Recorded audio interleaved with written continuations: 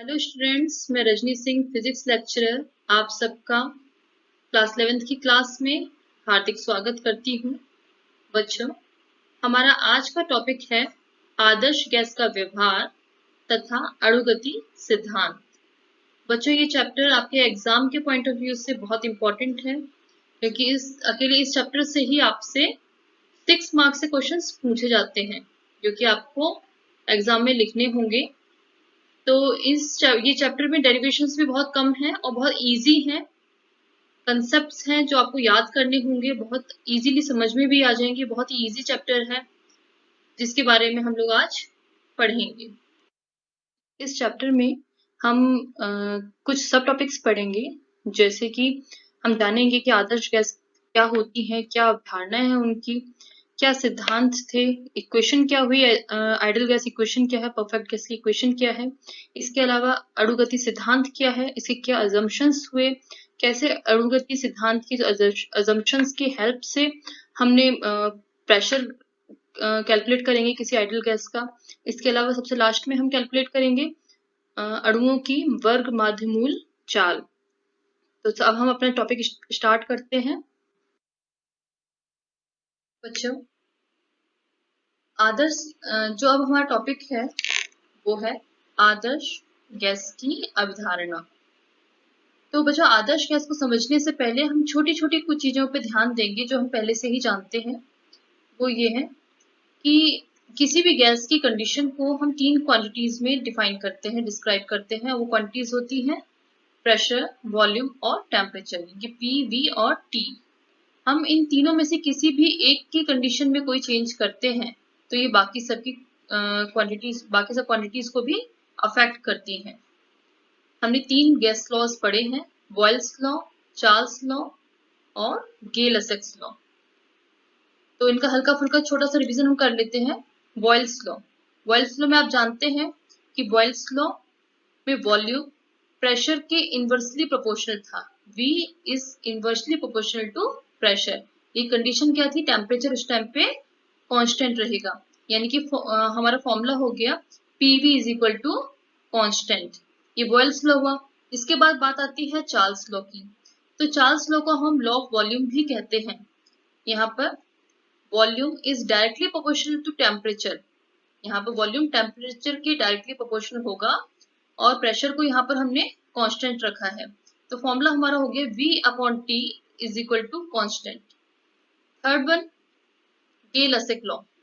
गे-लसैक law में pressure हमारा temperature के डायरेक्टली प्रोपोर्शनल होता है, उस टाइम पे वॉल्यूम हमारा कांस्टेंट रहेगा, यानी कि P is directly proportional to T, P upon T is equal to constant.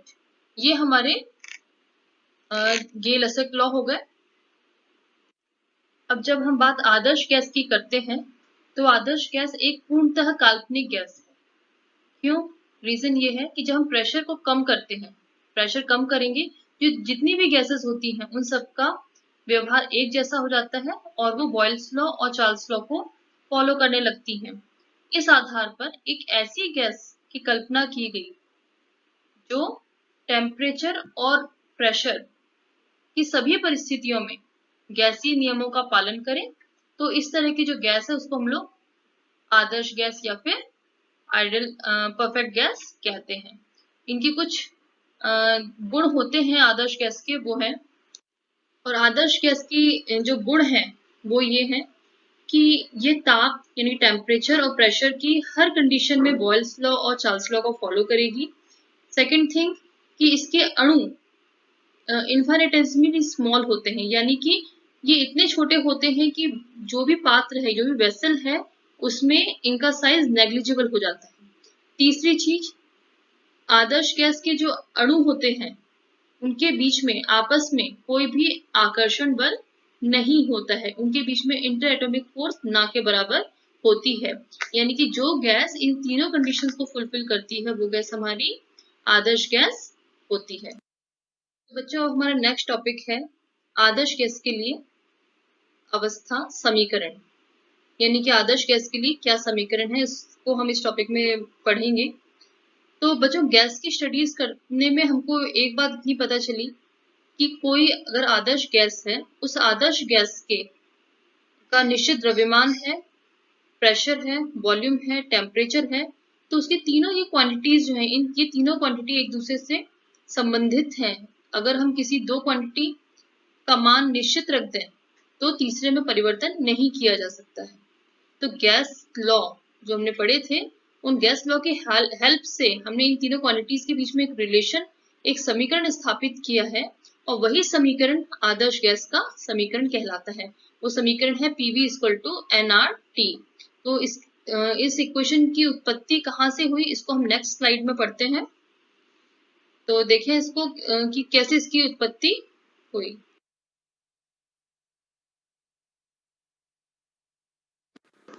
चलिए अब हम आइडियल गैस के लिए इक्वेशन डिराइव करते हैं। सपोज कर लिया हमने कि किसी परफेक्ट गैस के निश्चित द्रव्यमान पर प्रेशर P है, प्रेशर हमने P सपोज किया है, वॉल्यूम प्रेशर V1 है, वॉल्यूम V1 है और टेम्परेचर T1 है, जो कि बदलने पर P2, V2 और T2 होता है। इस पूरे परिवर्तन को हम दो पार्ट्स में डिवाइड कर रहे हैं।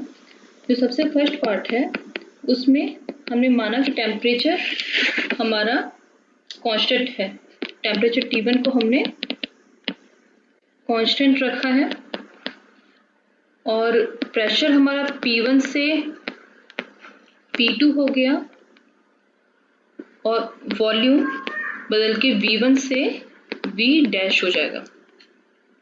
तो बॉयल्स लॉ के अकॉर्डिंग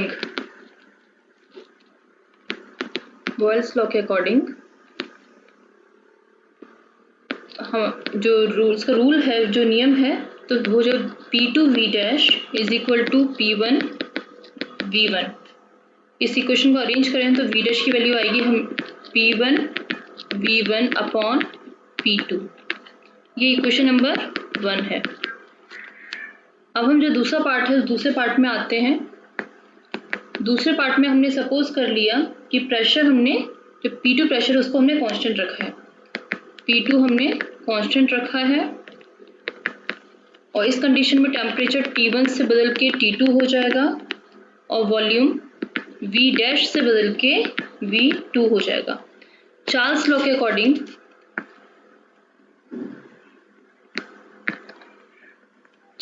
अकॉर्डिंग इक्वेशन हमारी हो जाएगी V' upon T1 = V2 upon T2।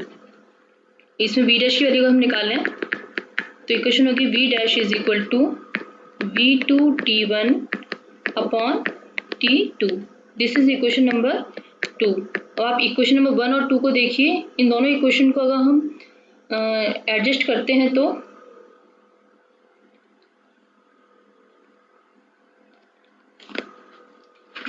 Equation 1 और 2 की हेल्प से हमें जो टर्म मिलेगा वो होगा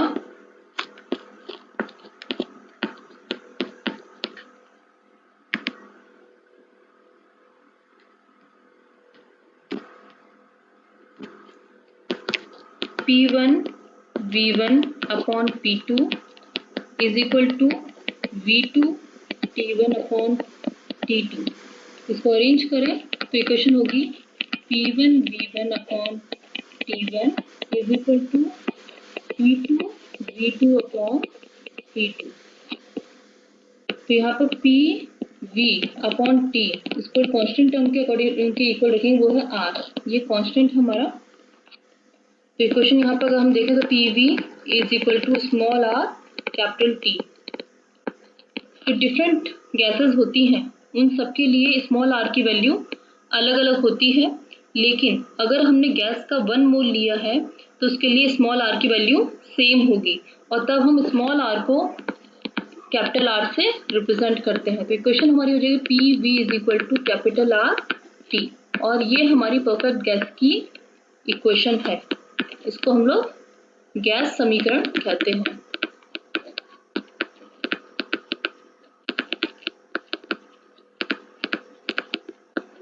तो इस डेरिवेशन को आप लोग अपनी कॉपी में नोट डाउन कर लीजिए। और समझिए।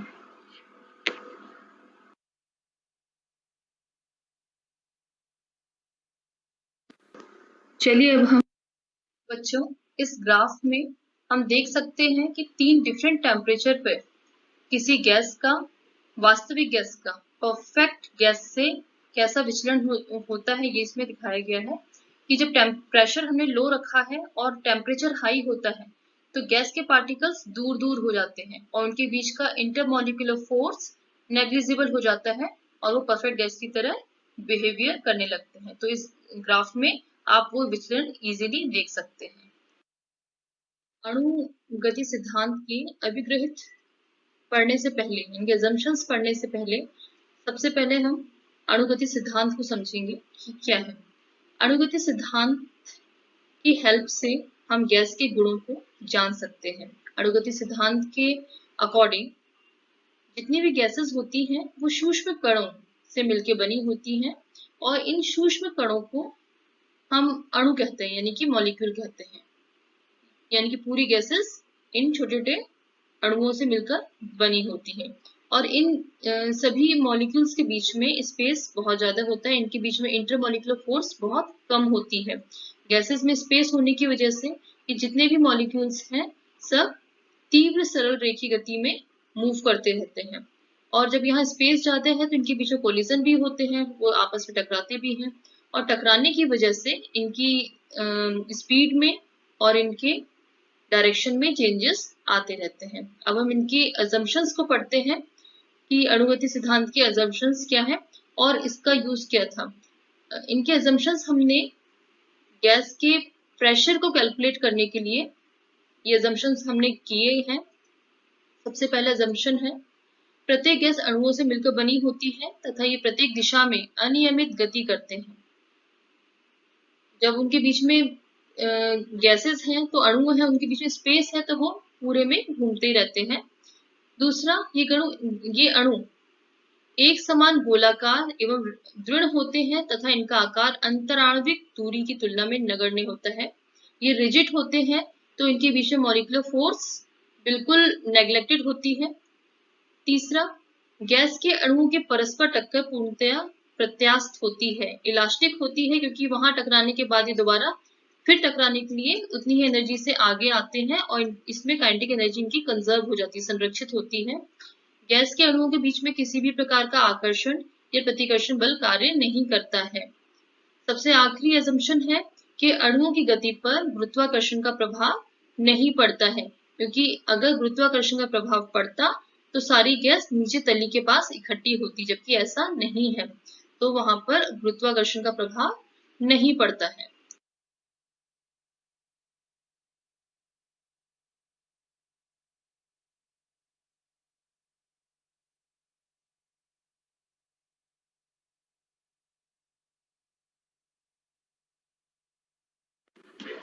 अब हम प्रेशर के लिए फॉर्मूला फाइंड करेंगे कि कैसे कि आइडल गैस का प्रेशर का फॉर्मूला क्या होगा।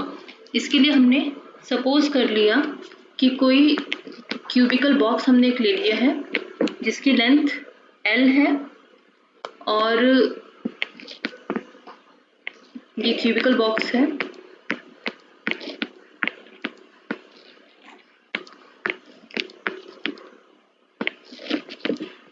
ये हो गया x एक्सिस, ये है हमारा y एक्सिस और ये है z एक्सिस। ये हमारा बॉक्स है, इसमें ये फेज है हमारा शेडेड एरिया जहाँ पर कोलाइड करेगा हमारा पार्टिकल और इन सबकी लेंथ है स्मॉल l। क्यूबिकल है तो हर डायरेक्शन इसकी, हर साइड इसकी l लेंथ की होगी। ये दीवारें इसकी पूर्णतः प्रत्यास्थ है, यानी कि परफेक्टली इलास्टिक है, तो काइनेटिक एनर्जी यहाँ पर कंजर्व हो जाती है। वेलोसिटी v है पार्टिकल की, मॉलिक्यूल की, और हर कंपोनेंट उसका vx, vy, vz होगा। इसके अलावा स्मॉल m है किसी भी मॉलिक्यूल का द्रव्यमान। स्मॉल m हमारा हो गया mass of molecule. Small n हो गया हमारा नंबर ऑफ मॉलिक्यूल्स।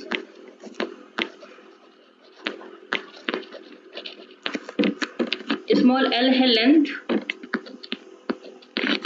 और इसके अलावा v होगी इसकी वेलोसिटी। अगर इसको हम हर डायरेक्शन में हर एक्सिस पे कंपोनेंट देखेंगे तो वेलोसिटी हो जाएगी v square is equal to vx square plus vy square plus vz square. अब यहाँ पर जब हमने देखा कि ये जो पार्टिकल है वो पार्टिकल की पोजीशन यहाँ पर हमने सपोज कर ली, और ये पार्टिकल इस एक्सिस पे, ये जो शेडेड एरिया है इस फेज पे टकराएगा, तो ये फेज हमारा y और z एक्सिस में लाई करता है। तो ऑब्वियसली जो भी चेंज होगा वो vx वेलोसिटी के कंपोनेंट में ही चेंजेस आएंगे। और यहाँ पर जब ये एक बार टकरा के यहाँ जाएगा, टकरा के वापस फिर पहुँचेगा, तो वेलोसिटी vx कंपोनेंट की हो जाएगी माइनस vx। तो जो फाइनल मोमेंटम आएगा हमारा वो होगा delta p is equal to minus m v x minus m v x, और इसको सॉल्व करने पे निकलेगा हमारा ये 2m वी एक्स। लेकिन जो कंजर्वेशन मोमेंट ऑफ कंजर्वेशन का जो लॉ है उसके अकॉर्डिंग जब पार्टिकल दीवार इस शेडेड एरिया से टकराएगा तो मोमेंटम हो जाएगा delta p is equal to plus 2m v x. अब यहाँ पर हम ये देखेंगे कि ये जब डिस्टेंस ये l लेंथ कंप्लीट करता है जाने में उस फेजेस शेडेड एरिया पर टकराने में, तो उतना ही वापस लौट के आ जाता है। तो टोटल लेंथ होगी उसकी, टोटल जो दूरी तय की है वो है 2l। और कितना टाइम लगेगा, तो वो टाइम हमारा हो गया डेल्टा t हो गया टाइम हमारा, उसकी वैल्यू निकलेगी 2l अपॉन वी एक्स। इतना टाइम, इतना सेकेंड लेता है ये टकराने में, यानी कि दोबारा टकराने में वो 2l upon we x second लेता है।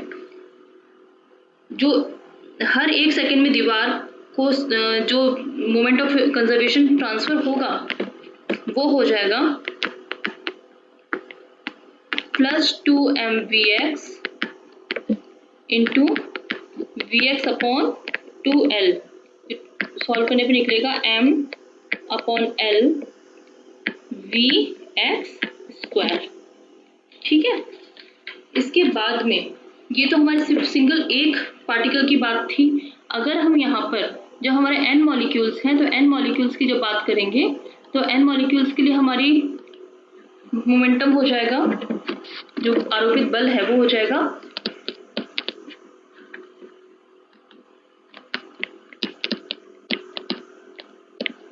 m upon l v x square plus v x 2 का whole square dot dot dot v n तक, क्योंकि n नंबर ऑफ मॉलिक्यूल्स हम लोग सपोज कर रहे हैं यहाँ पर। तो इक्वेशन इसके बाद हो जाएगी। अब जब यहाँ पर, क्योंकि जो प्रेशर का फॉर्मूला होता है pressure equal to force upon area, तो प्रेशर हमारा हो जाएगा P is equal to m upon l cube, क्योंकि वॉल्यूम है ये, और यहाँ पर Vx1 होल स्क्वायर से लेकर के ये n तक हो जाएगा, n का होल स्क्वायर तक। और जो ये l क्यूब है ये वॉल्यूम है, तो इसको हम लोग लिख सकते हैं P is equal to m upon capital V, और n मॉलिक्यूल्स है तो इसको n Vx1 whole square plus Vx2 whole square plus dot dot dot n तक, ऐसे ही n तक हम निकाल सकते हैं। तो अब ये जो n मॉलिक्यूल्स है तो n टाइम्स का एवरेज निकाला जाएगा, तो ये जो ये वैल्यू है हमारी ये हो जाएगी, इस वैल्यू को हम लोग लिख सकते हैं Vx स्क्वायर का बार, इसको हम लोग माध्य मान भी कहते हैं। तो इक्वेशन हमारी हो जाएगी P is equal to m n upon capital V Vx square का माध्य मान। इसके बाद में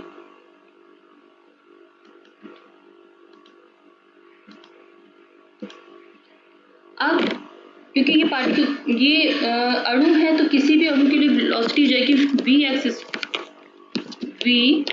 square is equal to Vx square plus Vy square plus Vz Z square.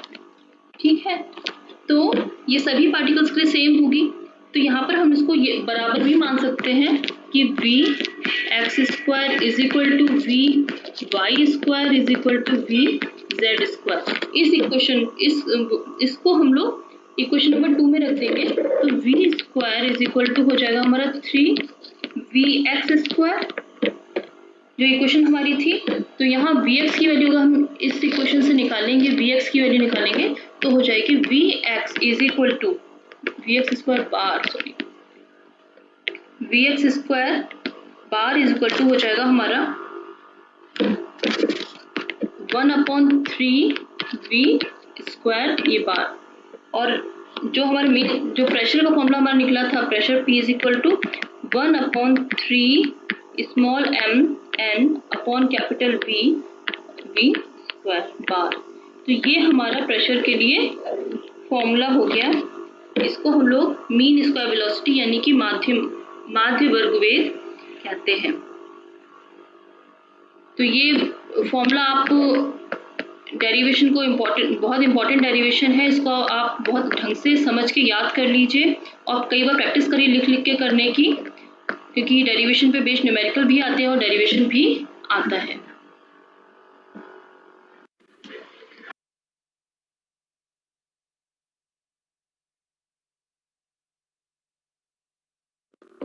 Gas के अणुओं का वर्ग माध्य मूल वेग यानी कि root mean square velocity of a molecule of a gas.